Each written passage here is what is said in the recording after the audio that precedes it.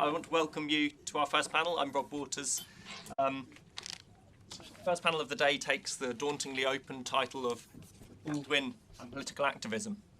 But we're taking the view of this from Britain, and we're thinking, among other things, about what James Baldwin meant politically for Britain, and what he continues to mean today, as we're witnessing a clear revival of his work, and a clear sense that Baldwin speaks to our political present, just as he spoke to political presence past, although perhaps in different ways.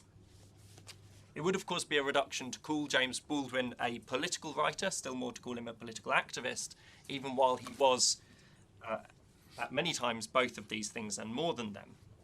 What's undeniable, and part of what we want to explore, is that Baldwin's writing, his words, his personality even, had a formative place within political movements in Britain, within political formation or political becoming, as well as a way of navigating and sometimes challenging or defamiliarising politics.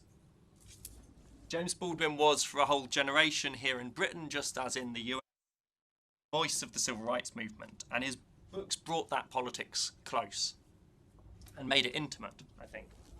His essays in particular, but his novels also, provided ways of making sense of the big political questions of his age, not simply as questions about the law, about institutions, about the social order, but also as questions of lived experience, personal relations, culture, inner life, or the psyche. And part of the beauty of his work is how he connects up these different levels on which politics works. And again, I think that that's a promise from his work which is as vibrant in his reception in Britain as it is elsewhere. So to discuss James Baldwin and political activism, I'm joined by three excellent panellists. We provided handouts that you should have hopefully got when you came in that have got kind of fuller bibliographies, so I'm not going to do a kind of full introduction now, but you can please read more about them there if you wish to. But we'll begin by thinking about James Baldwin today and how his work is responded to today. And for this, we'll hear from Bill Schwarz, sitting closest to me here, who until recently taught here at Queen Mary in this very building, in fact, and introduced a very popular graduate module on James Baldwin, and he's written at length on Baldwin as well. Following Bill's talk, we'll hear some more personal reflections from Leila Hassan, at the far end of the room, on her engagements with Baldwin's work from a different political moment in London in the late 1960s through the 1970s and into the 1980s. Leila Hassan Howe is an editor, an activist, and a founder member of the Race Today Collective in the early 1970s, later editor of the journal Race Today, among much else. Again, please refer to the bibliographies if you want to read more. And finally, joining the conversation will be Margaret Busby, a writer, editor, and critic, co-founder of the publishing firm Allison and Busby in 1967, and still publishing now. And her memoirs are due to be published later this year as well. So without further delay, I will hand over to Bill Schwarz to kick us off.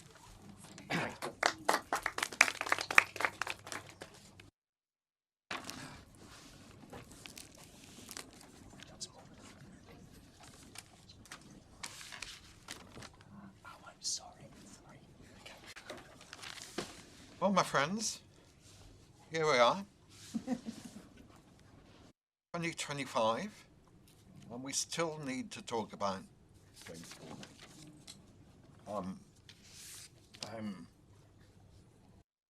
very, I don't know if happy is the right word, I'm very pleased indeed that this conference, Symposium, whatever it is scheduled for now.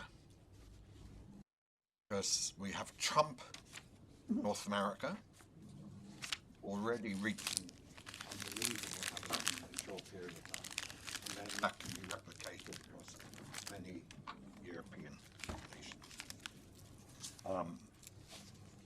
What this requires of us is minimally keep talking together, because if we don't talk together, we are stuffed.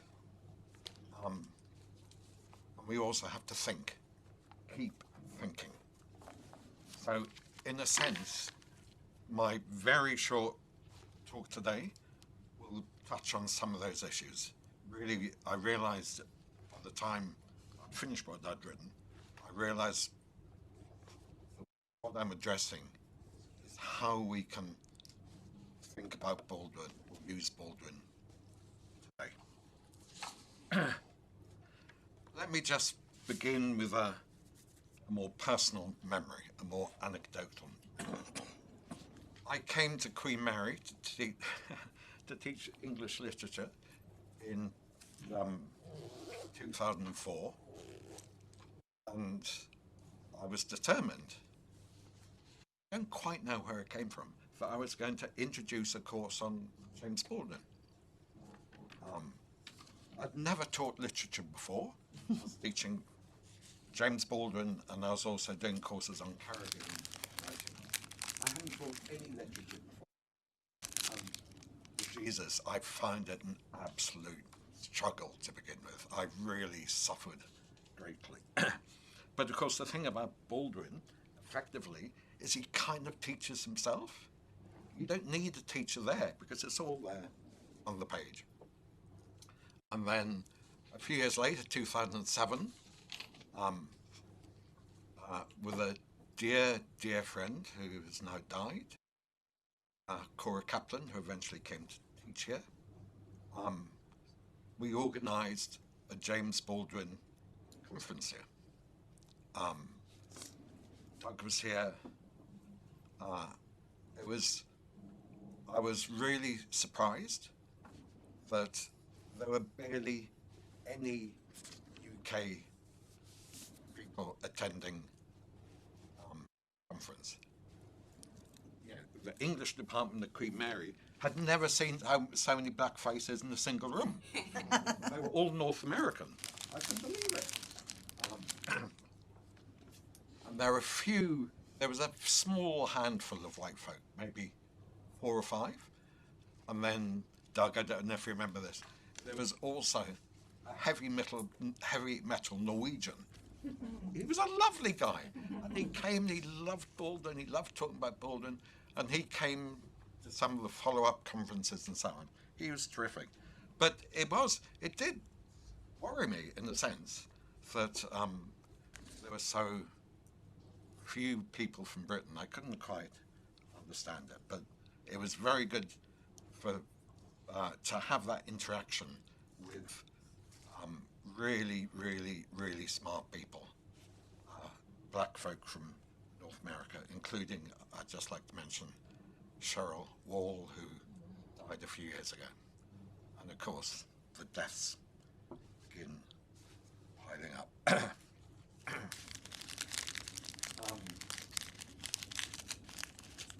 I'm not going to say any more about this. I'm not actually going to address the question of Baldwin in Britain, although how he's been both in Britain and in Europe and in North America, how Baldwin is simultaneously remembered and forgotten.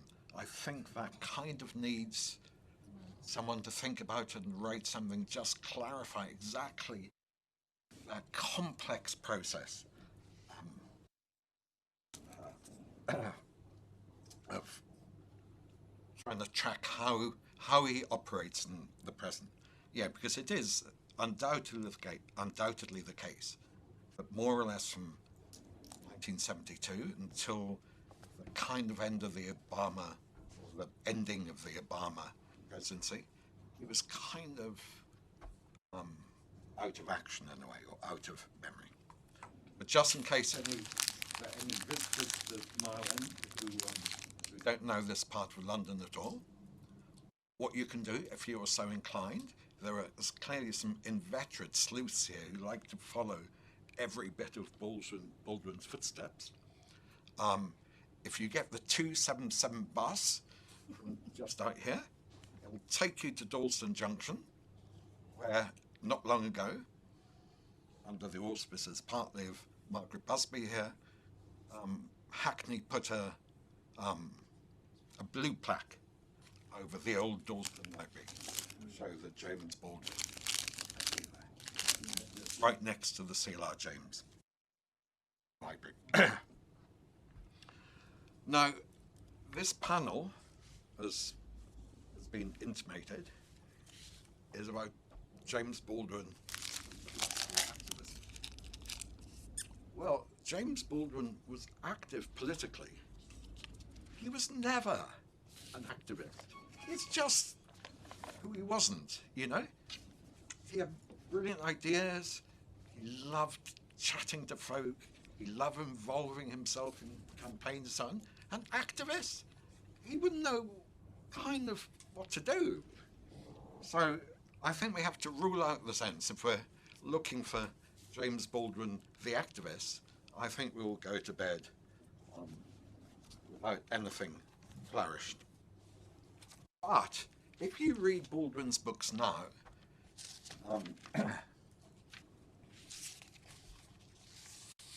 particularly from 1972 or thereabouts, what you'll find is his sense of impending doom was really bloody powerful. And there's not a sentence he wrote where, even while he is trying to buck himself up and buck up his sisters and brothers, there was never a moment when he wasn't conscious that the United States or the Western world was not heading for really, potentially, for really drastic bad times. And I think it will pay us to go back and rethink those old Baldwin texts which we read, just to see exactly kind of what his thinking is like about the future dark times. Now, I say that Baldwin wasn't a political activist. He wasn't.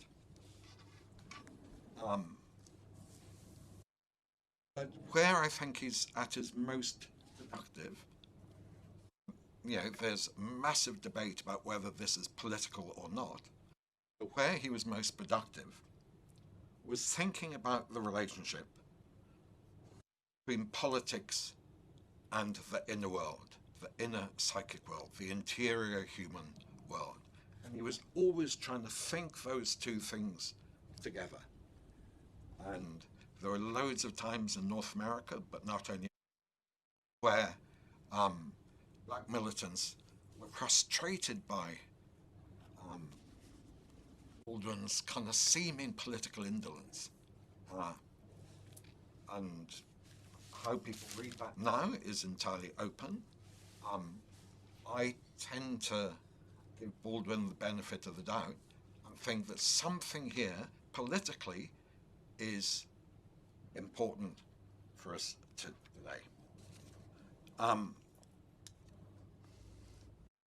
this was founded, Baldwin's sense of the importance of the relationship between interior life and politics.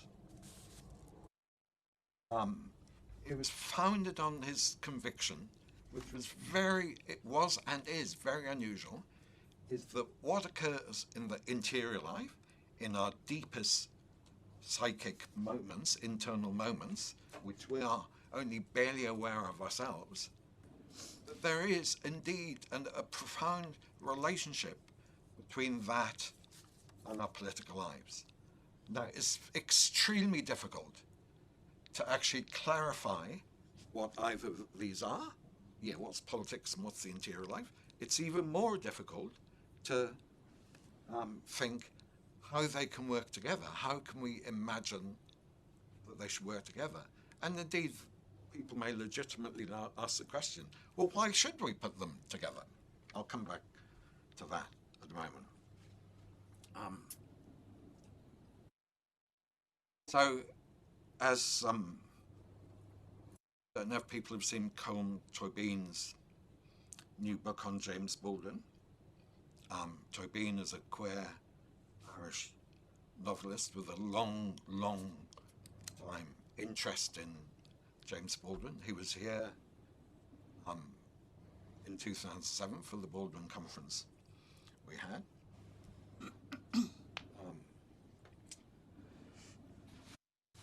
And Tóibín says this about Baldwin. he saw the dilemma his country faced as essentially an interior one. It begins in the interior of the psyche, as his fellow citizens suffered from a poison that began in the individual. The poison begins in the individual, and then it makes its way to politics. So that would suggest that one reason for thinking about this is actually it's in the interior unconscious, in the interior psyche, that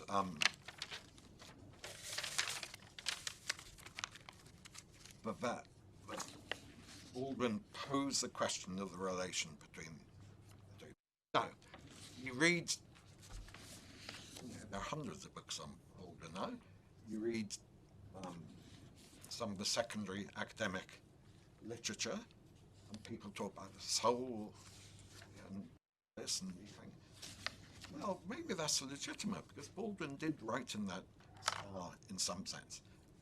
But what is going on? Why should Baldwin have been so curious about the interior life? Why did he pay such great attention to his own unconscious, to his dreams and fears and hopes and wishes and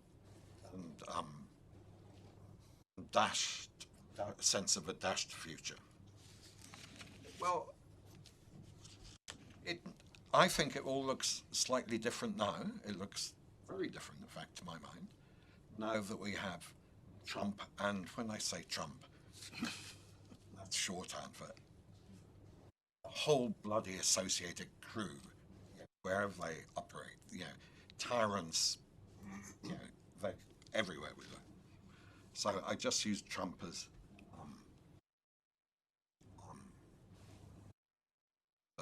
a shorthand. What on earth can we do with Trump? Can the politics we embrace, can it deal with Trump? What happens when Trump can say in all seriousness, well, we assume in all seriousness, but who bloody hell knows, that Haitian immigrants are coming and eating American suburban, eating the dogs of the white suburbs. And what happens when we see people, Trump saying such a thing, when we see people cheering them on? What is going on there? And I think that we don't have a politics which is able to address that question. We won't have a politics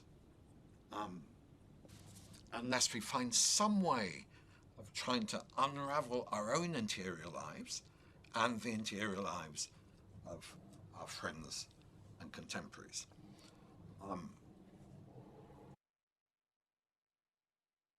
I have become increasingly conscious in the past while. In 1933, or in the years after, in Germany, that there were a whole variety of new Marxisms which developed, which actually faced precisely the question of, well, how do we deal with a state formation which appears to us fundamentally irrational? What are the properties of that state? How can we, even when people know that Trump's lying, and people still sign up in ever greater numbers for him, what process can we use to begin to unpack that? Now, Eddie Glaude, in his new book on James Baldwin, he says, don't get seduced into the idea that the best thing to do is to talk to the Make American Great body. We can't talk to them. It's kind of suicidal for a start, but we don't need to talk to them. We can't talk to them. And I think his principled refusal to entertain that idea is completely right. However, I think the one thing which we are obliged to do however unbearable we find it is to listen to what they're saying and try to work out what is it that consoles people, that works in people's favour. How can they achieve some kind of harmony or inner by addressing those questions? Now, when I started teaching James Baldwin here, when I was considerably younger, when I didn't need spectacles and I had hair and all that kind of stuff, I began by teaching Baldwin to try and work out what he thought. You know, what did Baldwin think? Which is how academics always begin teaching things. So what were Baldwin's ideas? Well, of course, that's a necessary step. And if you're teaching, well, the students need to know that, or they want to know that, and so they should know that. But that question is itself limited. And I want to shift the argument. I think one of our jobs now is to shift the argument and to think rather, well, what did Baldwin say? Well, there's endless debate about what Baldwin said. But we want to shift the emphasis to ask, how can we think with Baldwin? How can we think with Baldwin?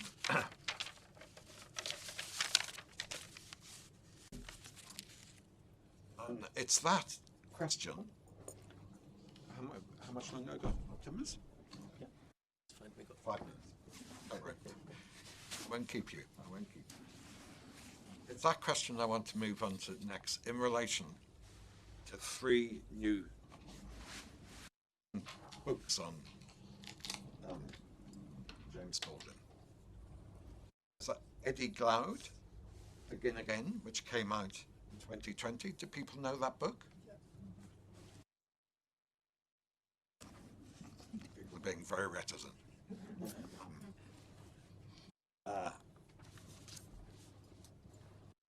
When the book came out, I kind of really liked it. It was reckoning with Trump and with COVID. He claimed it was written to kind of appease his own despair and to work his way through that. It was written in largely the first person, which I think when you're writing with Baldwin is probably a smart way to proceed. He was emphatic that the central dynamic of the neo-authoritarianism of the United States is to make America white again. And he said right at the beginning, if we fail to linger in the dark moments of our past, we do so at our peril. So I like the sense that this is a book which absolutely was forefronting our own authoritarian times. So then when I went back to read it, this occasion, I wasn't so certain about the book. Kind of thought it was clunky, often clunky. But more than anything, I think that halfway through, he kind of gave up thinking, and he just relied on a whole number of concepts which he'd introduced, but then didn't develop, so he just kept on repeating them.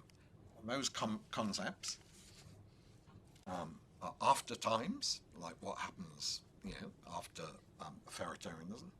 Trauma becomes a hangar in which he puts everything. Elsewhere, by which he means our dreams for somewhere, some different situation, and self-creation. These just, to begin with, when I saw these concepts, I thought they could be rather fruitful in trying to uncover where was that. But they just become they become kind of off-the-shelf, unthought of ways to get him through the next paragraph. I think he got tired when he was writing it and kind of he lost control of his own manuscript. The other thing I find is that if one's going to take seriously the question of interiority and to read it politically, well then if you're writing in the first person, you need to confront your own interiority and use yourself as a kind of case study in order to see how an external politics connects or doesn't connect with your internal lives, with your internal fantasies and wishes and hopes and desires and so on.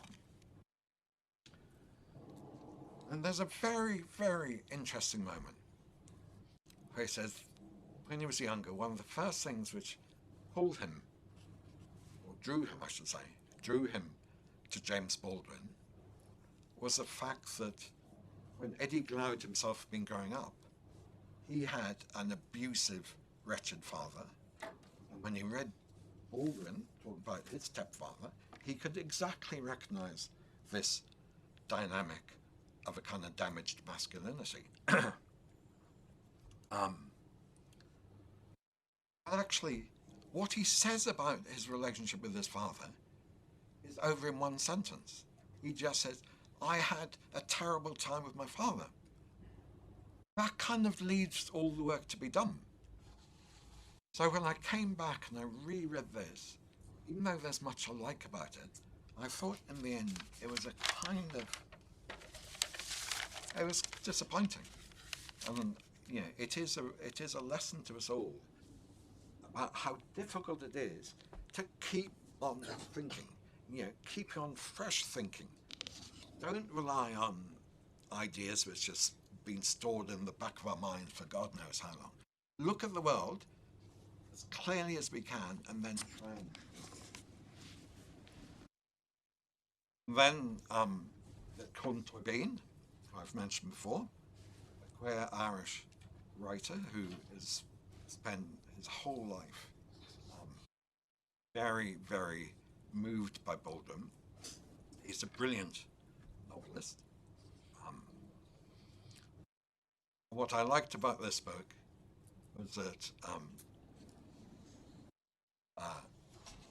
Toybeen says that when he first read James Baldwin, he hadn't realized that his early work was about the great black migration from the south to the north. He just didn't see it.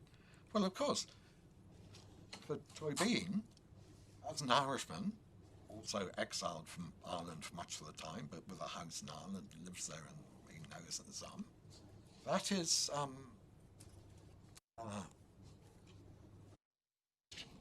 his sense of exile, he realized, conforms exactly to Baldwin's sense of exile when Baldwin was in Paris and London and Istanbul, etc., etc., etc. So what he does, he creates his own James Baldwin, where Baldwin transmogrifies into an Irishman. And actually I think it's rather enticing and it's rather intriguing, and it does make you see that relationship between the interior life and the external life. And Toybeen says this, Baldwin's essays and articles come first from the self, from the body, from the beating heart, where the spirit feeds. With his own experience, he becomes political and becomes public. So he's trying to put as closely as he can the relationship between an interior life and politics. And then, I'm coming to the end. The final example I want to take is the latest book by Doug, who is sitting here with us. Walking in the Dark, James Baldwin, My Father and Me, published in 2024. I have to fess up a bit this moment. Doug first told me that he was working on a book, James Baldwin, His Father and Me. I thought, oh, come on, Doug, what are you playing at? Do we really need a book on your dad and James Baldwin and you? I mean, pull your socks up, my friend.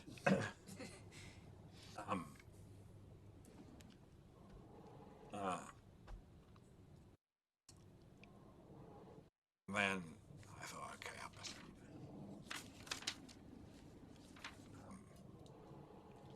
it. And I opened the first page.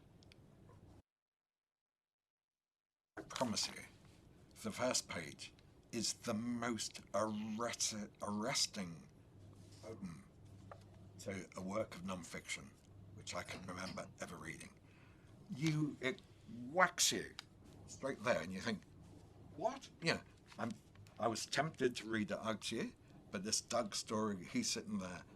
I can't trespass on that. But I prevail on your just at some point, yeah, if there's a copy there just on the table. Well, if it's New Beacon, buy it. But if it's not New Beacon, then just flip through it and see. It is an amazing setting up. It's where the author, Doug, sets up his own interior life from which he attempts to read later on through the book a certain kind of politics.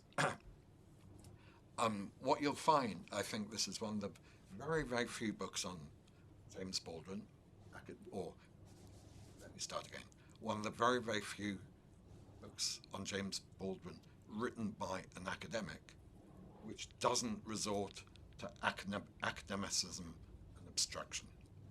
What keeps it alive, what keeps the prose alive, what keeps Doug thinking, is exactly how he is thinking, how he interiorizes James Baldwin. So actually, I think it's an extraordinary way, it's an extraordinary example of how today in the 21st century, one can productively, fruitfully think about Baldwin. And the way of doing that is to think seriously, in a complex way and never, ever an easy way about our own interior life and what we're expecting and what we hope to see. So I think that this relationship between the interior life and politics is kind of taking a new form when the people writing about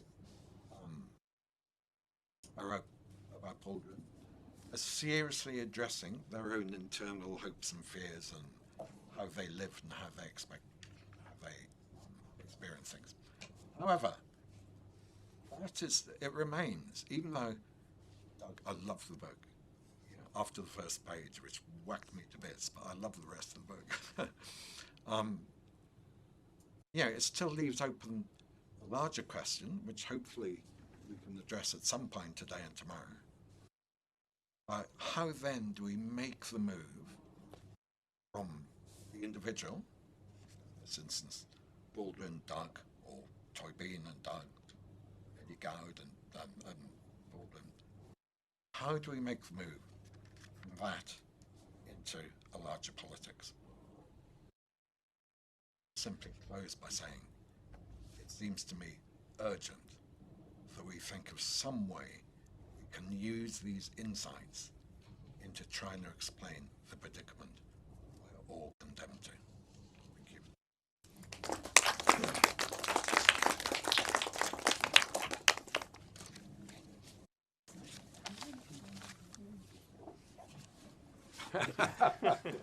So we didn't get the usual turn your mobile phone. I need to turn my mobile. Very good.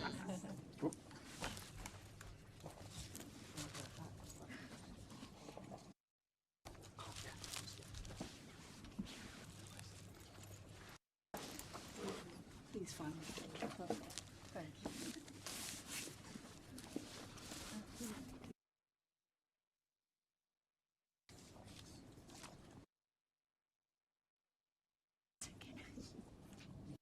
Gosh, I best turn mine off, haven't I? Oh, no, calls me up.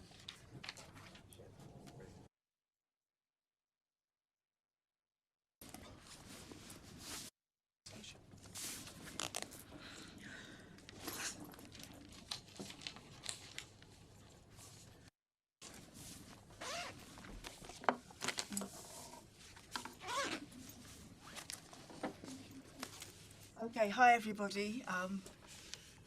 Thank you to the organisers for inviting me. As you know, I'm not an academic. I'm not, I would say, very well read on Baldwin, and the reading of Baldwin I have done because it has actually influenced my political thinking and my political life. And of course, above all that, the question of race. And race in Britain, and learning from Baldwin about race in America and its application and understanding, probably the strategies and the ways we could move forward in having a deeper understanding of the society in which we live. So first of all, a bit about me. I was born in Britain, but for part of my life I lived in Tanzania in Africa. My mother is a white working class woman, was. My father a seaman from Zanzibar. And I had lived in the period in Africa, the colonial period, the anti-colonial period, and so I've witnessed the British flag being taken down in Africa and the huge celebrations that we have got the British out of Africa. Because of the political situation in Africa, and because the British handed over to an elite, the Arab elite in Zanzibar, there was a revolution where the African masses violently overthrew the Arab dynasty that ruled. And so I came back to Britain. And I came back to Britain in the 60s, in the mid-60s. When, if you know any history about immigration to Britain, you will know this is a time of mass immigration of immigrants from the Caribbean primarily and the Asian subcontinent, from India and from Pakistan, because then, of course, Bangladesh didn't exist. And we have at that time over 250,000 immigrants coming into Britain and settling mainly in poor working class communities. And when I returned to Britain, I returned to a poor East End working class community. My mother worked in a sack factory and my white stepfather worked on the docks loading sugar for Tate and Lyle. And I came back to a Britain which I had left growing up and having white mates and just growing up and being young, to a racial hostility that I had not experienced ever anywhere in growing up. And when I say racial hostility, I mean that at school, young students would just refuse to play with you. You'd be ostracized. You would have a lesson on geography and someone would jump up and say, Miss, why are these people coming here? My dad says they're coming here to get their jobs. So you have to imagine a young girl growing up in Tanzania primarily, in Zanzibar, growing up as a Muslim, coming to England to a white working class community and just meeting hostile racism. At the age of 16, I told my mother I couldn't stay at school. There were 3 black girls. Nobody would play with us. The teachers really were not concerned with the fact that we were being ostracized. And she just said to me, Leila, it's not what you know, it's who you know in the society. And we know nobody. So if you're not going to go to school, you need to go to work. And so I got my first job when I was 16.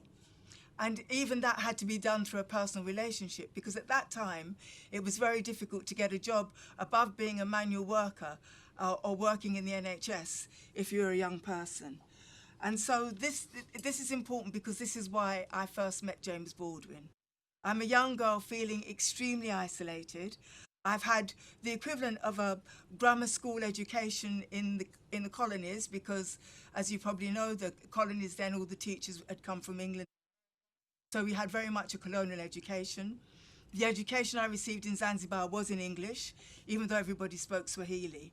And so I was not uneducated, I would say, in the sense I didn't have the education standards of many of the white working class kids I was surrounded with. So I am at home just trying to make out what is happening. Of course, 68, the Dockers March, there's just huge antagonism. Enoch Powell, Rivers of Blood speech, there's huge antagonism to us. And so I, being somebody who had an interest in politics and understanding the world from my kind of colonial African experience, I thought I have to start reading. And the person I turned to was James Baldwin. I try to remember now, in 65, 66, why it would have been Baldwin. Why was he the only sort of black author around who had any kind of currency in this society, as to why I turned to Baldwin. And the books I read when I was young were Giovanni's Room. Then I have to say I did not know what being gay was or homosexual. All I knew was this was a story about a man loving another man. I read Another Country, and that fantastic relationship of trying to understand relations with white and black people, then of course American blacks, and of course eventually The Fire Next Time. And I don't want to say that Baldwin saved my life, but Baldwin moved me so much that I wrote to him. I wrote to him through his publisher. And what I said to him was, and I've tried again to remember what I said, but I think that what struck me was the issue of race, which was so paramount to me at that time in my life, that the only way I could make an understanding of society and relationships with white people, and if there could be any hope of ever having a relationship with a white person that wasn't based on race and then believing that we were inferior, that Baldwin helped me to understand that. So I wrote to him as a young girl, pouring my heart out. It's probably a load of rubbish, I have to say, but just said that he had given me, through those 3 books are the ones that stand out for me. I think I probably read more, but he gave me an understanding of what race was, that what race had completely destroyed the white personality. It distorted the white personality. But through all this, relations were possible. And of course, his books are, you know, you talk about the interior, but the love, the theme of love that goes on throughout Baldwin's books kind of helped me appreciate my stepfather, who I absolutely hated, and my mother, who I was in absolutely dire conflict with, because she just couldn't understand what was wrong with me. The other thing that Baldwin gave me was that it was okay to be black, and that what we didn't have to do was adopt to the white norms in order to find our own humanity. And that was hugely important to me, because being surrounded by a really kind of loving East End family, really, aunties, uncles, we were a huge clan, the Watson clan, who all loved me, but didn't like black people. And all the time I'm trying to work out, well, should I even like them, because they don't like black people, but then Aunt Rosie really loves me. So it's a real dilemma as a young person that you go through. Somebody who, we're called mixed race now, of course, my late husband absolutely hated that term, so I'm not going to use it anymore. But someone who was black and who was white, who am I, where do I belong, and how do I navigate what's happening to me? So Baldwin was really essential to me at that time as a young girl. And so I wrote to him, and he sent me a telegram back. And the telegram just said 3 words: keep the faith, Jimmy. And I remember that to this day. And sometimes I still, you know, as my daughter says, Mum, you still get emotional when you talk about it. So I have tried to keep the faith. So that's my early life. And of course, coming from Africa, I read the Daily Telegraph, because it was the only newspaper where you could get any international news. There was no point trying to read anything else, not even The Guardian. Could you get the kind of international coverage from the Telegraph? And so I kept my faith. I kept my faith with my kind of African origins of understanding what I had witnessed in Africa. And it stopped me becoming, and now there'd be no understanding of this. But when you grew up in the East End environment that I did, or if you were a black person at that time who was born there, the pull for you to become white, the pull for you to laugh at jokes that were being made about black people, and to laugh at somebody being called a Sambo or a Nignog, you know, the pull to want to belong within that white environment, which was hostile to black people, was really strong. And so Baldwin is the person who I say really saved me from going down the path of being someone who really would not have had any identity. And so later in life, which I think probably my little biography out there attests to, I became a black political activist. First of all, on the tail end of the Black Power movement of the late 60s and 70s. And of course, meet Baldwin again, and I was speaking to Margaret about this, reliving the moment he went to the West Indian Student Centre, I think it must be 69, which is now a film, Horace Ovo's film, which I think you're going to show. And the debate he has with, you can see in the audience, people start beginning to struggle with what does black power mean? What is the concept of black power? How are we in Britain going to adopt black power? And what I would say is that you have to understand that the discussions we were having then are because we were a community in transition. We were a community who, our parents or some of us had emigrated to Britain to work. And at that stage, even if you were middle class, many of you went into manual work because, you know, as Darcus say, he went with his degrees to the civil service and they told him he was a liar. So he worked in the post office. He went to what was then Mount Pleasant, the big sorting office, and worked as a postman. And when the white foreman said to him, "Pick that up, boy," he did. I mean, it's hard to imagine Darcus doing that. But that was how we lived. We were very much, Linton says, we weren't second-class citizens. We were beyond that. We were on the margins of society, and we were making our way. And the importance of Black Power in Britain at that time is, of course, the American influence. And Baldwin is hugely part of that American influence on our thinking. For us, it was the Panthers, it was Elridge Cleaver, it was James Baldwin, it was all these American writers, because by then we had no homegrown Black British writers who we could turn to. So much of the literature and understanding of who we were, what we could do, what struggles we had to take, came from America, came from the United States. And that's where, again, I meet Baldwin again. But in terms, although Bill says he's not an activist, I have to say his responses to the death of Medgar Evers, Malcolm X, and Malcolm X and Martin Luther King, that response in terms of what it did to the psyche of not only Black Americans, but to, I think, Black people internationally is hugely, hugely important to understand the blows that we felt with the deaths of those people. So our immigrant reality is changing because, of course, we realise that we're here to stay. The dreams of our parents of we will make enough money and go back home are being eroded, particularly by my generation and many of my contemporaries who are saying, actually, we're here to stay in Britain. And so we have to really shape our world in Britain. And here Baldwin's words really resonate, because one of the things I remember us saying was that you can't change reality unless you face it. And I think that's in one of his essays.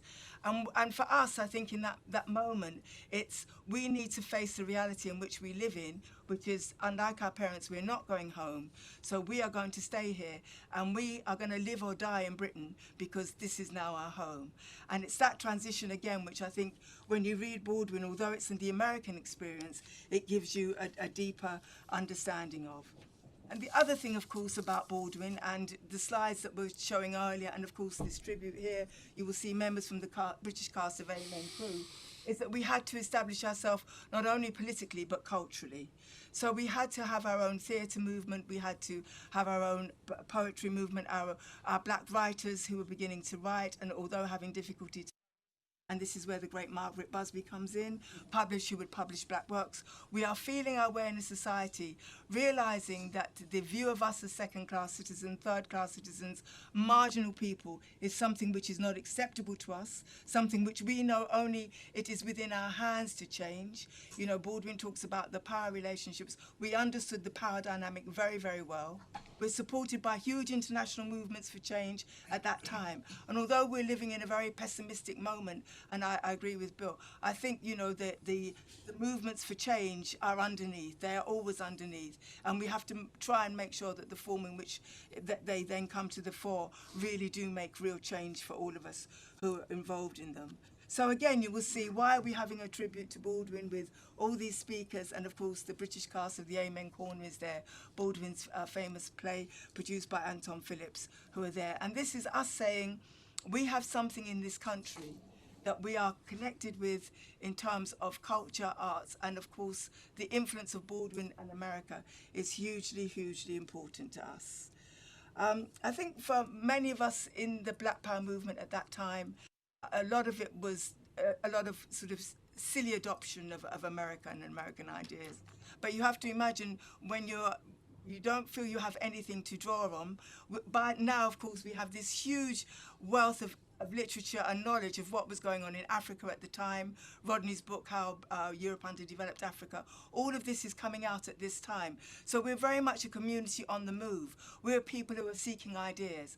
And I would say for all the Black Power movements, and even when I move on into the organisation Race Today, reading and understanding our history is really, really important. And although I take the points you make about Eddie Glaude, I think the one thing that really, really is important, and I think in today's movement, is that people really do not know their history. They do not know. It's so immediate now that our references to understanding our history in order to understand how it can shape us going forward is really, at the moment, something that is really lost. And that's something, again, in revisiting Baldwin, we need to understand. If we don't understand that history of slavery, colonialism, how we got here, what shaped us as a people, we are not, what can I say, white people, but we have dark skins, which is what many in society, you know, today would want us to believe. We are not. We are people who have shaped our own destiny, who have our own particular history and culture, which we need to understand if we are to move forward. So Baldwin, I think, speaks to that most definitely. I think that, I mean, I cannot go in any detail into any of his books or discuss what they meant or what they didn't mean. But what I can say is that for even today's activists, to have an understanding of where we have come, what has shaped us, then Baldwin is absolutely essentially important. It's essentially important, I think, not only for understanding that, you know, we're not empty vessels, we're not pigs who are just to be fattened, and when you feed us with consumer goods, that's all we are. We have a huge, you know, you've called it interior, but there's a part of us that seeks to understand who we are, seeks to understand society. So for me, I would say the lessons of Baldwin are understanding white people, understanding that, you know, unlike the Nation of Islam would have told us, white people are not the devil. Understanding that they themselves have been shaped by their own history, and the distortion in the white personality is around race. It's race that makes them believe, even the poorest white person, who is probably unequal to the poorest black person, believes they're superior because they're white. No question about that. And we saw that manifested recently in the recent marches in Britain. And so I just really want to say that to understand Baldwin and his impact on me, personally, in my darkest time, is very, very important. Growing up, understanding reading his books and understanding the struggles he was facing in forging his relationships with different people. And reading him, particularly in the 60s and that whole civil rights struggle and his essays, and understanding that, you know, when people say, oh, Malcolm X, Martin Luther King, now it's kind of said offhand. But the huge impact those people had on us as a black community in Britain trying to find our ways cannot be underestimated. And I'm going to end really now because I really don't have much to say, is that, you know, Baldwin, that black and white, we are doomed to live together. We're going to live together or die together. It's up to us to be able to forge the new society and new ways of thinking. And in my darkest times, even to today, and certainly throughout my life, and in our Black Power period when we face huge opposition and in race today against the police, with arrests, with beating up, with huge struggles around education and schooling, and always being motivated to move forward, I think in our darkest times, Baldwin came back to me. And of course, it's the famous phrase, and it's only when I read The Fire next time again that I realised, in fact, Baldwin didn't say it, so I'm a bit thing. But of course, it's the very, very famous phrase, the very time I thought I was lost, my dungeon shook and my chains fell off. Thank you. Hey.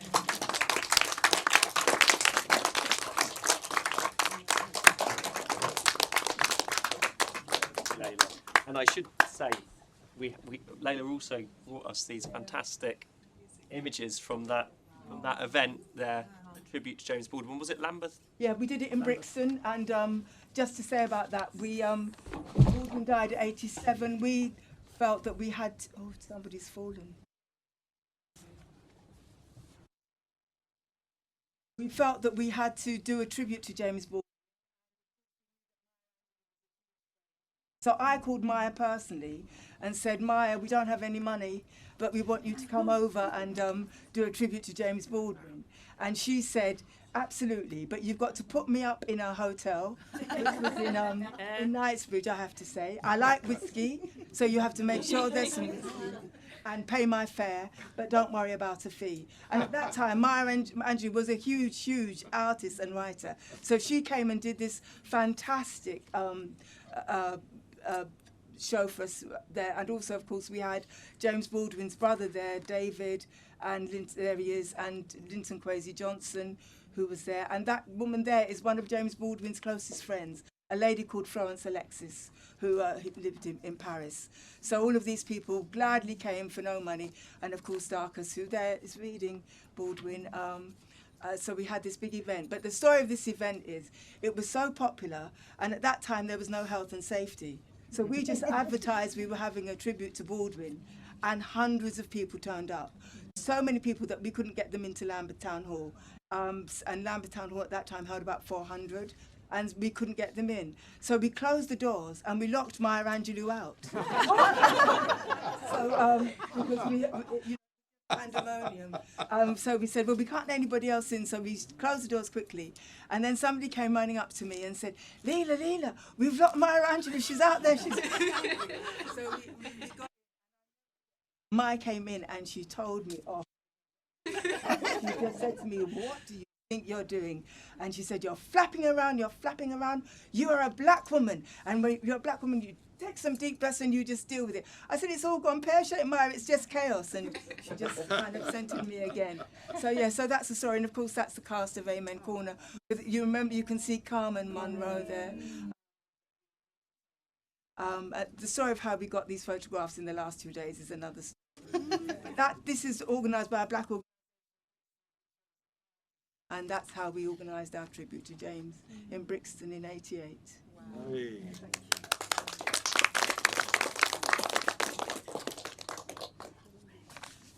Okay, well. Follow that. Yeah. Margaret, have you got any? We've heard about why we need to read Baldwin today, and the kind of conditions we're working in today, and why Baldwin felt so urgent then, and still now. Did you have anything that you wanted to say in response to Leila and Bill's? Well, what can I say? I mean, what I'd like to say, I started reading Baldwin because I discovered on mine. I'd read English at London University, Bedford College. We had a special course on American literature. We didn't study Baldwin. I studied Faulkner. That's the only place that any black people came into my course. So I discovered Baldwin on my own. I graduated as a baby in 1965, by which time I had already started a publishing company, or conceived a publishing company with somebody I'd met at a party. And so in 1968, I was connected with I was actually already married to a jazz musician in the late 60s. And a friend of my husband, Lionel Brigson, met an African-American in Mykonos on the Greek island who'd been trying to get a novel published and had been turned down by every publisher on both sides of the Atlantic he tried. And he was directed to me. I'd started a publishing company with this guy called Clive Allison. And we took on this African-American writer whose name was Sam Greeley. And his novel was called The Spook Who Sat by the Door. And this was the first novel that our company, Allison and Busby, published in 1999. Now, we brought Sam over to London so I could work on the manuscript with him. And Sam was staying with a friend of his in Notting Hill. I was living in Notting Hill with Lionel, my husband. Around the corner was this, I think he was a Ghanese, Rudy Kaiserman. I don't know where he is now, but Rudy was Rudy was going out with Paula Baldwin, Baldwin's sibling. And he was Sam was also a friend of the Baldwin, so Sam was staying with Rudy Kaiserman. And that's where I first met David Baldwin.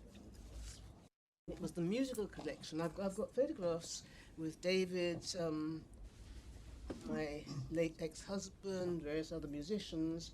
Because Lionel, my husband, had a weekly gig at a coffee bar in Earl's Court called the Tubular, which is where I first met Darcus, or he was Radford in those days.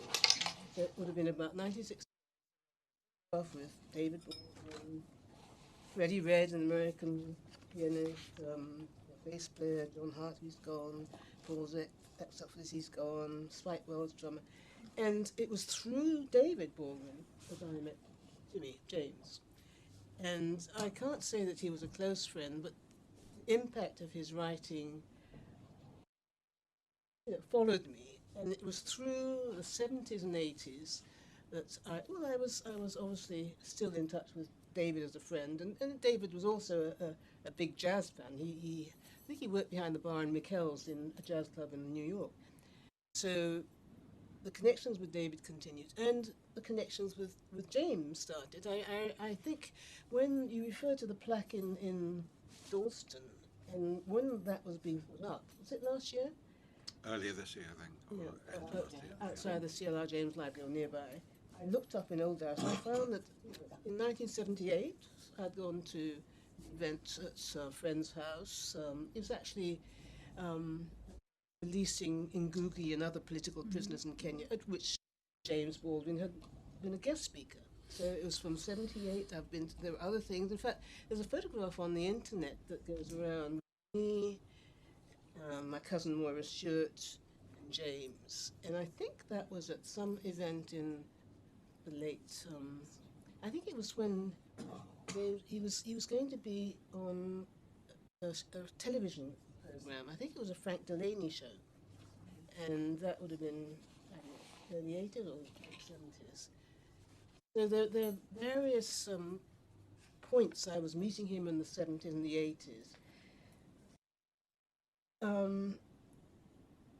I think what's interesting is that now suddenly everybody knows about him. He's lauded, he's celebrated, his 100th anniversary birthday celebrated. But actually, when we lost him, when he died in 87, he was not that well known. He'd been critically ignored in a way. In fact, one of the things that I found interesting, there was James died Jimmy died on December 1987. Now, in January 1988, there was a statement in the New York Times Book Review signed by 48 African American writers and critics were celebrating Toni Morrison, but also this was in the wake of Jimmy having died without having won a major award in the United States. He didn't win the National Book Award, he didn't win the Pulitzer. And there was an additional statement from June Jordan and the critic, poet June Jordan, critic Houston Baker, who wrote, "Even as we mourn the passing of so legendary a writer as James Baldwin, even as we may revel in the posthumous acclamations of his impact and his public glory, how shall we yet grieve, relieve, or altogether satisfy? How shall we explain the exile of this man who wanted to be loved so much at home? How shall we forget the declaration of this native son who once said, 'I'm worth more dead than alive'?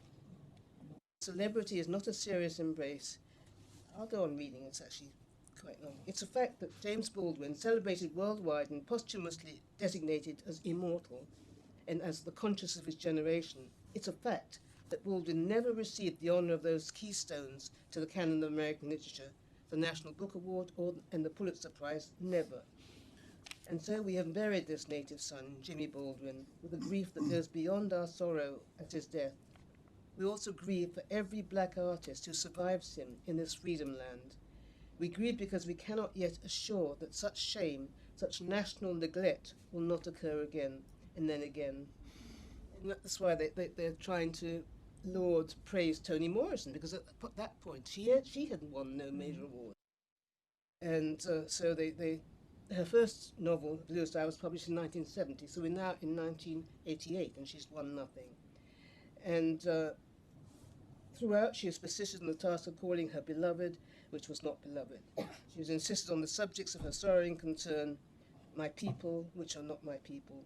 Black children, women and men, variously not themselves, variously not yet free, from an inexplicable, mad, impinging hatred that would throttle or derange all village family sexual love, and devoutly she has conjured up alternatives to such a destiny, political and close means to a transcendent self-respect. Today, all the literate world knows Toni Morrison.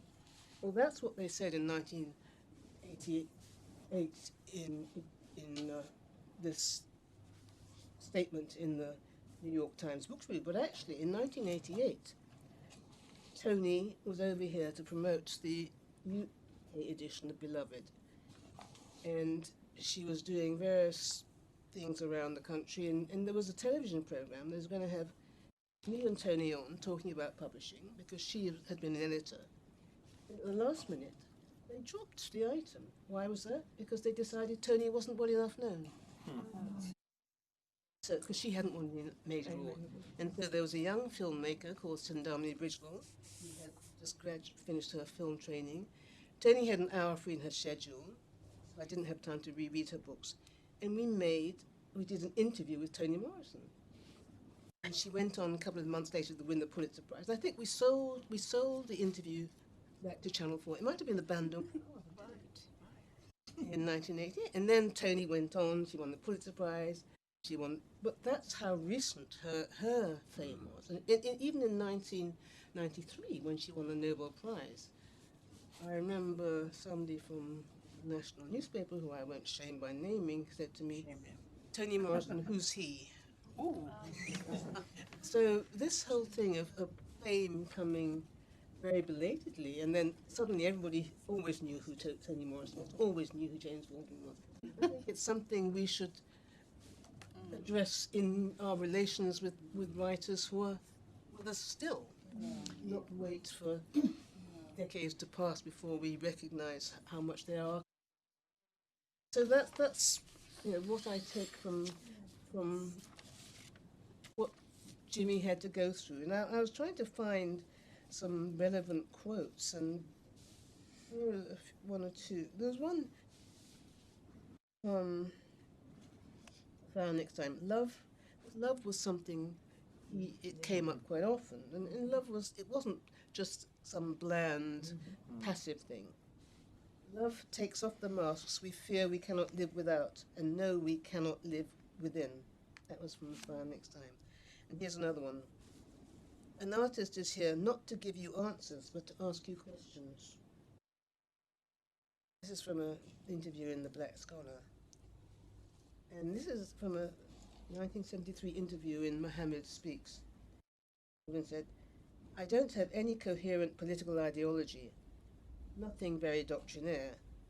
I know more clearly what I'm against than I can state what I'm for. There's something about me which mistrusts that level of indoctrination.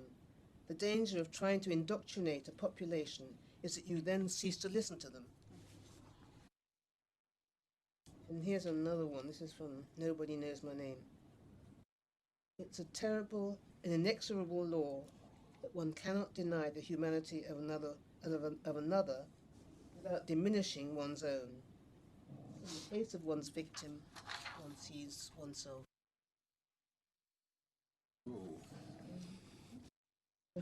Yeah, Is that enough? thank you. You know,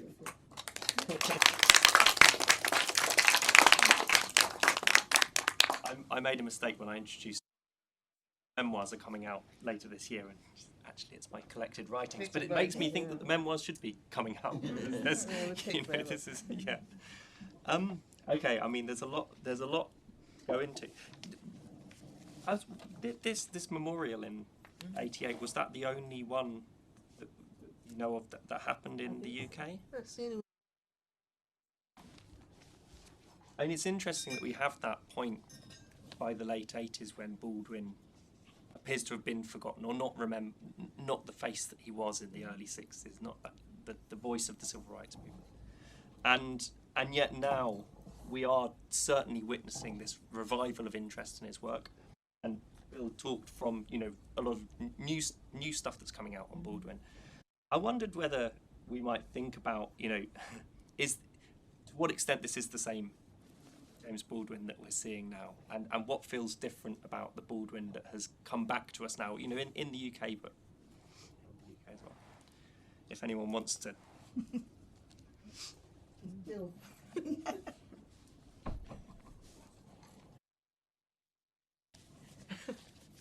I need time to think about that. Difficult one. This is. What do you think?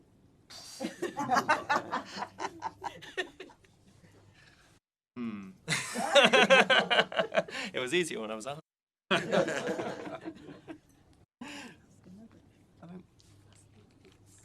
I suppose what is quite interesting is that he's writing out of that historical moment, right? That he's a part of the historical moment, and he's taking us through what's happening as it's happening, and these are responses.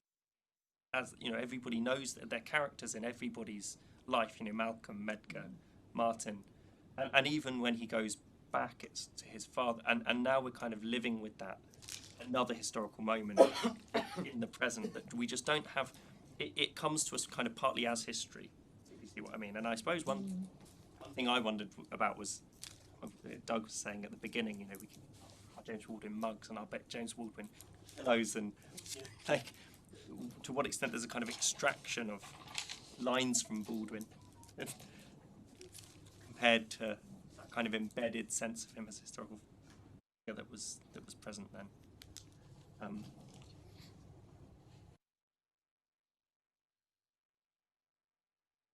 I think that happens, doesn't it? That co-option, you can't stop that. It happened with Che, it's happened to an extent with Angela Davis, you know, the politics become irrelevant, the symbolism of they are, you know, just becomes this kind of trendy image.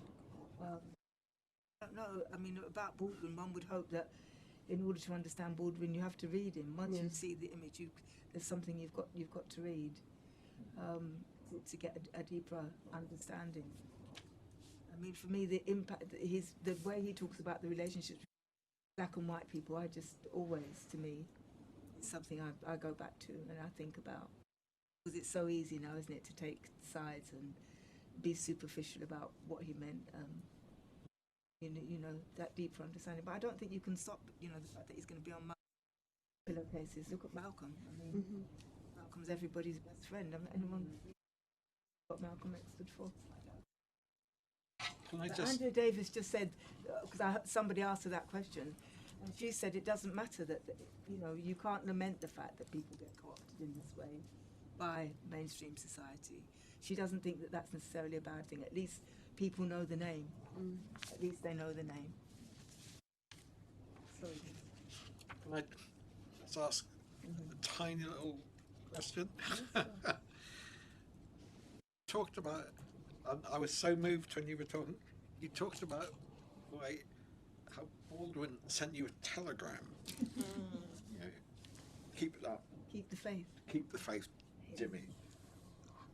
But you didn't say how you felt getting a telegram. People in those days didn't get telegrams. Didn't get telegrams, no, because they were so expensive.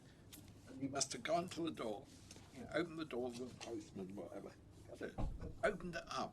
There's Jimmy writing to you. I didn't. So that's difficult. First of all, I don't agree with you about telegrams, because in that period the only way was a letter or a phone call. So if it was urgent news, you did get a telegram. I mean, I got a telegram to tell me my father died in Zanzibar. Well, in those, in those days, right. Telegrams weren't, you know, this big thing. It was a way of conveying urgent news. So you did get a telegram. I think when I opened it and saw it, I think I was stunned. I would just say that he'd bothered to write to me. That's extraordinary. I thought that was what was amazing. It was shocked that this person had even bothered to write to me. You know, I remember picking it up at the door and my mum said, there's a telegram for you. And I'm thinking, I thought it had to be news from Africa, from relatives in Africa. And when I just saw that, I was just stunned. I was stunned. But then I didn't think of him as the big lauded writer. Then. For him, for me, it was a writer I read who had helped me to understand myself. So I didn't have, it's James Baldwin. It was, he bothered to write back to me. You know, so it was shock. But then when you subsequently met him, did you remind him? No, because then he was, although not popular, he was always in an entourage. Right. What year was that? So I'm trying to think of the year, and as I said, my memory's going. But I think it was through Florence. But I never said, you know, you wrote to me, because why would he remember? Do you know what I mean? Why would he remember the telegram? Maybe his publisher sent it. He did not. I think the good thing about Jimmy was in the 80s, he was just interacting with, yes, with ordinary ordinary people. people. I mean, the photos I have of Jimmy at Creation for Liberation exhibition, and there's Linton, there's Aubrey Wilson, there's, you know, T-Bone Wilson, there are all these people, and he's just one of the crowd. He's not some sort of figure on a pedestal. Was he a frequent visitor to Britain in this period? We've been trying to kind of piece this together, but sometimes he just kind of pops up and you don't know, not on. Was at various events in the 80s, and you know, as I said, I found this old diary. Let's see what the. Well, there was that thing in Googie. It was in '78. Thing at his friend's house to release in Googie. Yes, yeah. There was something Frank Delaney program in '84. He opened a Horace Obey exhibition in '85. Brent Town Hall. Well, yes.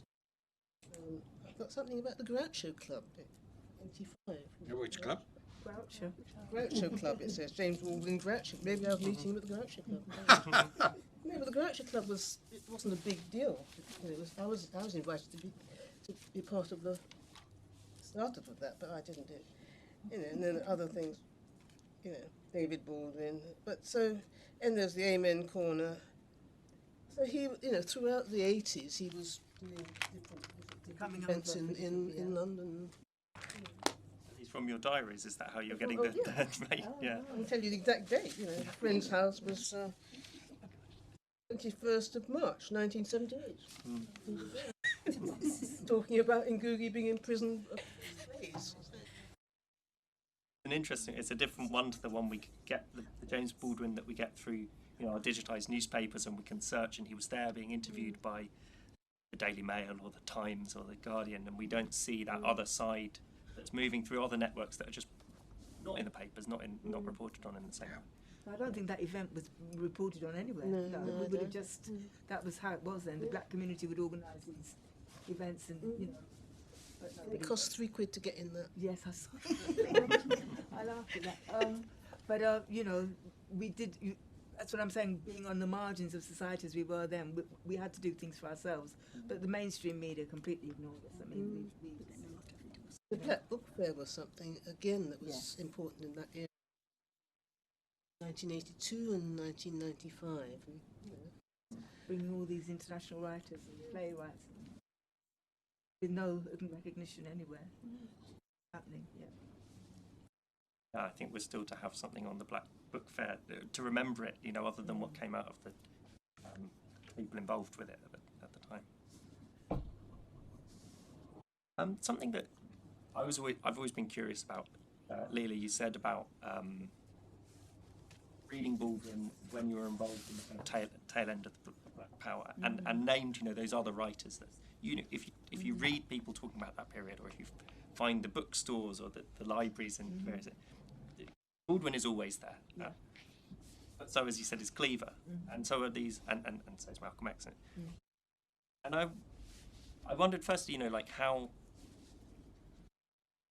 important Baldwin was for that kind of Black Power politics, but also how he kind of fitted, because there's always that sense, at least reading back on it now, you know, that famous Cleaver's attack on Baldwin, and Baldwin, you know, as Margaret said, Baldwin is not a political ideologist, and suspicious of, you know, so how he fitted into that kind of Black Power, which was quite committed, quite at times quite doctrinaire about things, you know, how his writings fitted into that.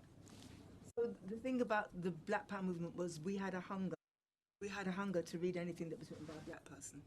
It didn't matter. Politics, no politics, art, culture, any play, you know, Lorraine Hansberry, Gwendolyn Brooks, these early black writers who were maybe not overtly political, but for us, we had a hunger to understand who we were. So we read everybody and anything. So Baldwin fits into that.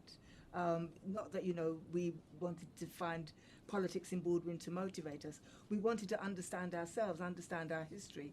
And at that time, because there was nothing much about Britain or the colonialism in the Caribbean, we turned to Black America.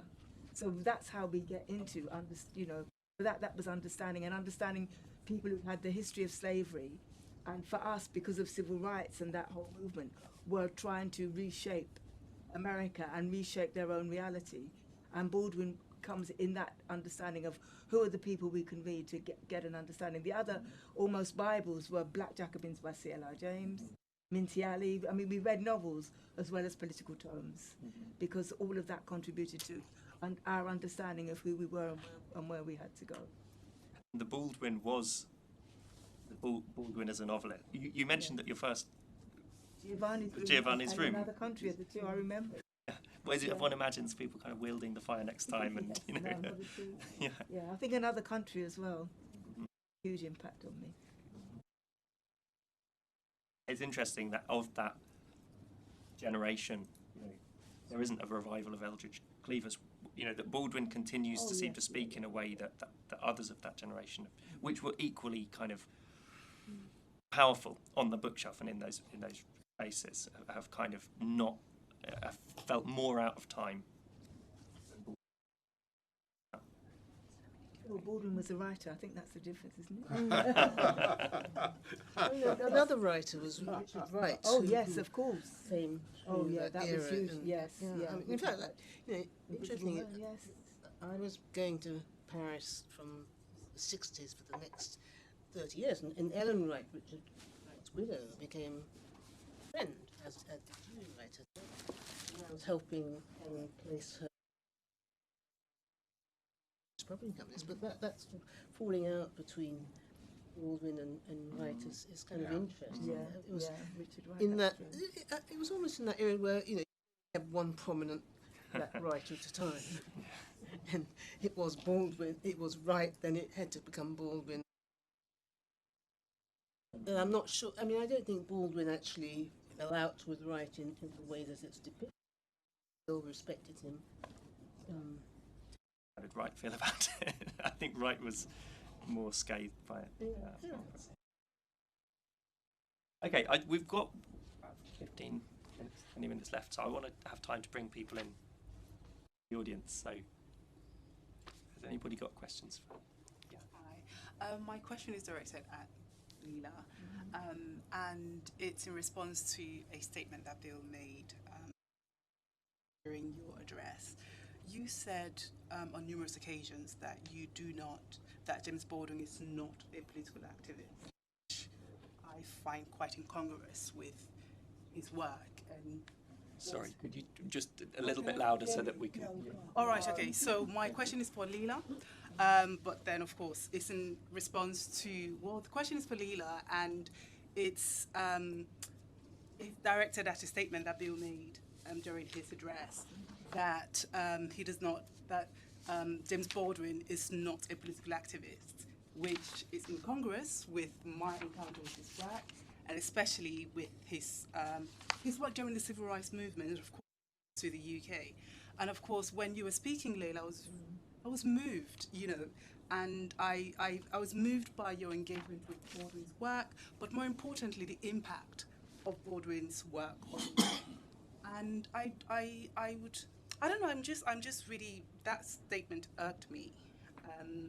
And I think irked is a strong word, but it just didn't sit with me. But I'm asking for your response to, do you think James Baldwin is or was a political activist, given your encounter with him and also your work as a political activist? And I'd say for Bill, to be fair to you, I'd like you to please, how do you define political activism in this context? You don't have to be fair to me. No, I think it's only right to be fair. How do you define political activism in this context? So, Can I just clarify what No, the question. I meant to say? Whether I said it or not, I don't know. But what I meant to say is that Baldwin himself would have never regarded himself, never called himself a political activist, even though I drew this distinction. He was often politically active, yeah, and I think that's the kind of enigmatic that Baldwin. He's always trying to not to conform to your sense of who he was. Yeah, he's always trying to. It's a kind of queer thing as well, always trying to surprise you from, and so of course he was politically active. Yeah. I think that's different from Baldwin imagining himself or ever calling himself an activist. I can't hear him say that. You were puzzled. No, not puzzled. I'll have a conversation with you.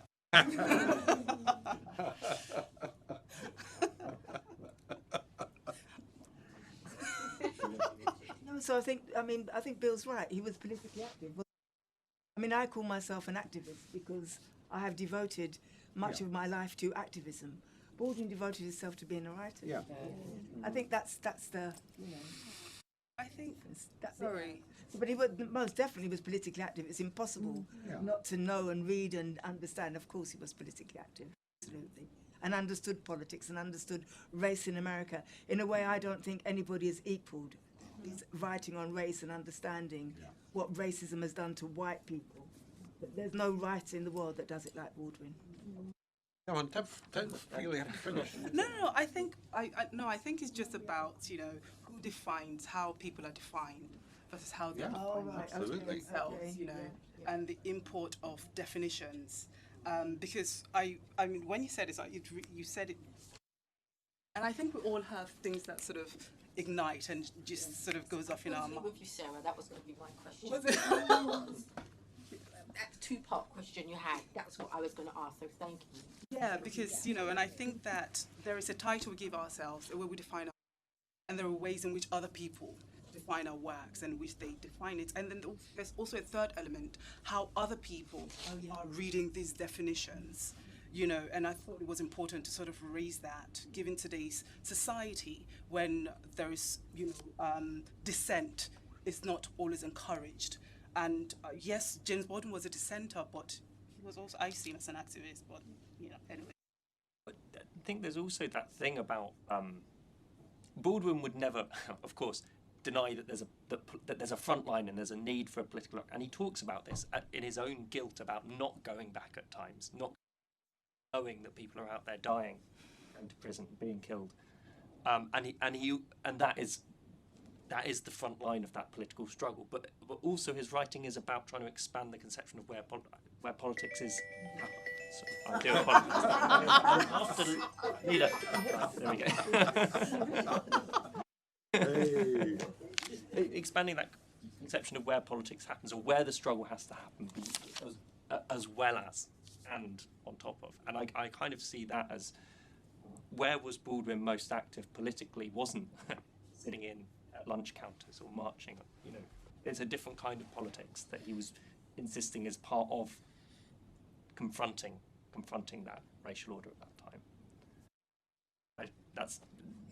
I can see, as Bill says, Baldwin's own kind of discomfort with describing himself as a political activist, even without that being a kind of rejection of political activism or his times of involvement, in a much more kind of hands-on.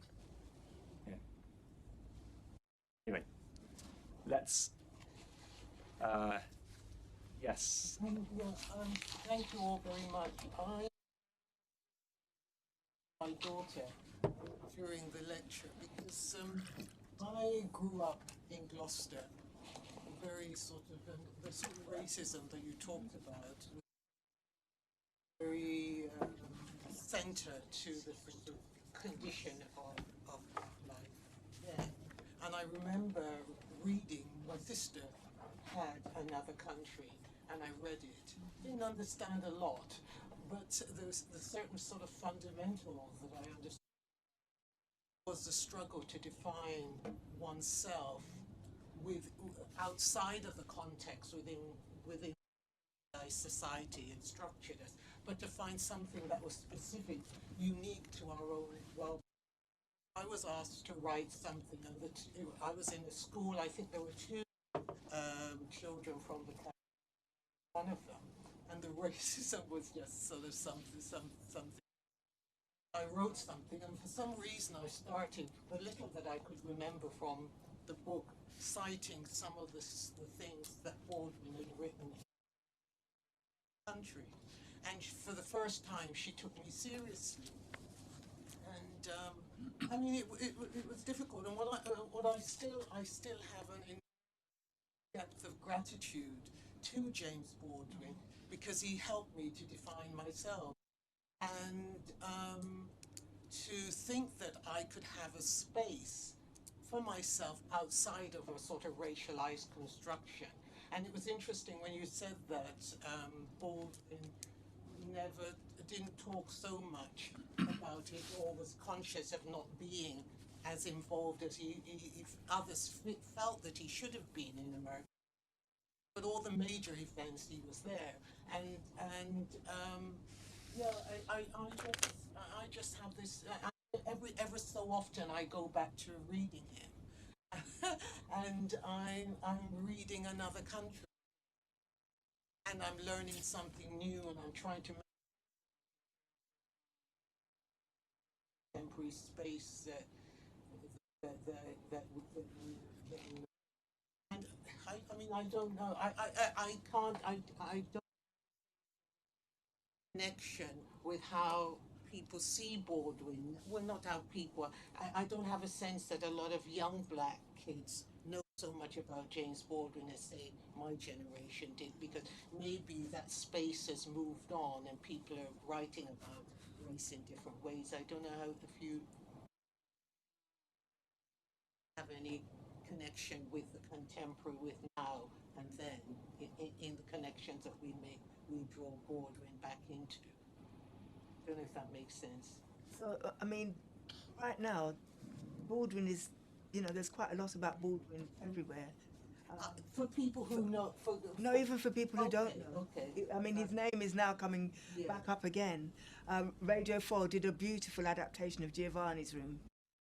Yeah, that was just brilliant. So I think, slowly, again, he's, as Margaret says, it ebbs and it flows, doesn't it? It comes and it goes. So I think, again, and I've been to a couple of things with young people where they're talking about Baldwin and the impact on Baldwin. So I think it is growing, definitely. Yeah, I did listen to Giovanni's Room, but I felt that the Giovanni's Room that I read when I was much younger wasn't something that was sort of general. So and it was much more problematic, I think, then. And I sort of get the impression now that young people are much more attuned with the versatility of sexuality. So Definitely. but I don't know if that's the case. No, definitely the case, yes. Can I just make a quick observation, really? I taught here in this institution. I taught Baldwin probably from 2004 to probably 2018, 19, something like that. And we used to have, in the Department of English, we used to have a significant number of associate students who would be from the United States. As soon as they knew that there was a course on Baldwin, they would join it. And the amount of young black Americans who would come here and say, we are never taught Baldwin at home. And how bizarre it is that, this is what they said, that we have to come to London to find about Baldwin. And I'd never expected to hear that, because I assumed that Baldwin was just part of the curriculum of the United States. Or, at school they might read, pupils might read Sonny's Blues, short story. But apart from that, he wasn't taught during this period. I don't know, after Black Lives Matter, if that has changed. I don't know if anyone knows more than me. I don't know.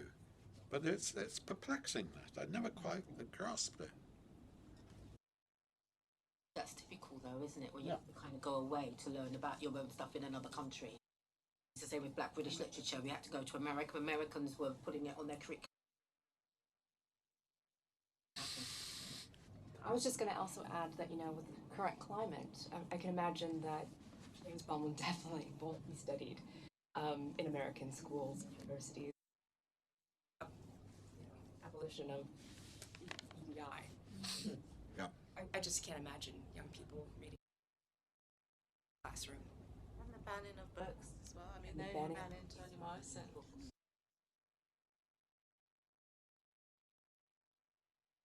Do you think that? Not so surprising that Baldwin is not being taught in schools in America. I think writers that are challenging the status quo and what's happening usually don't get that exposure the same way, just as Walter Rodney is now being taught in Guyana, or C.L.R. James, somebody's gone to university in Trinidad and says, who's C.L.R. James? So, we have this problem in the world, because these writers are challenging the status quo, as it were. One here and then. I was just going to add on to what people were saying. This might be just my algorithm, but I feel like there are quoted or clipped up more than James Baldwin. There are very often like 2 or 3 minute videos of his interview circulating on Instagram and Twitter. So I think he is quite popular in some of those circles online. I think that's where a lot of people are finding out about him, including people I know who aren't really interested in history or in literature that much.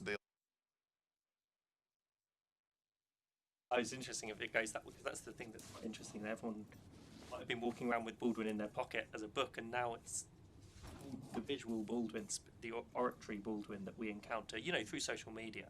So much more. Oh, I just wondered, given your moving account, Leila, of the foundational story that James Baldwin's writing enabled you to build, and it's created the possibilities for people to build their own foundations, because he knew America's foundational story.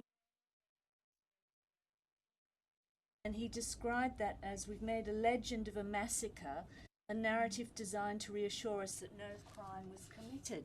And because he had that deep-rootedness in a story that sees the consequences of, I just thought, yes, is that something that you think of in terms of him as a foundation, because he knew his own foundations? So, for me, I have to say, the way I look on Baldwin is that he understood the foundations of race. So the quote you give about Native Americans, I understand, but for me, as the writer, he illuminated race for me, out of the kind of superficial.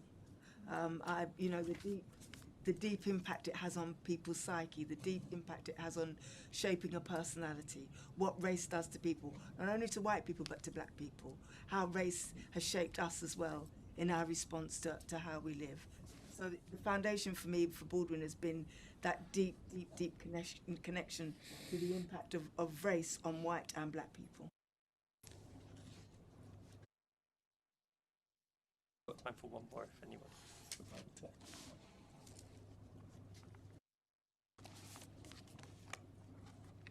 Okay, well, I think we can give ourselves a slightly earlier finish, so we have a bit of time to refresh ourselves before the next session, which will start at 12. So let's just say thank you to the panelists again.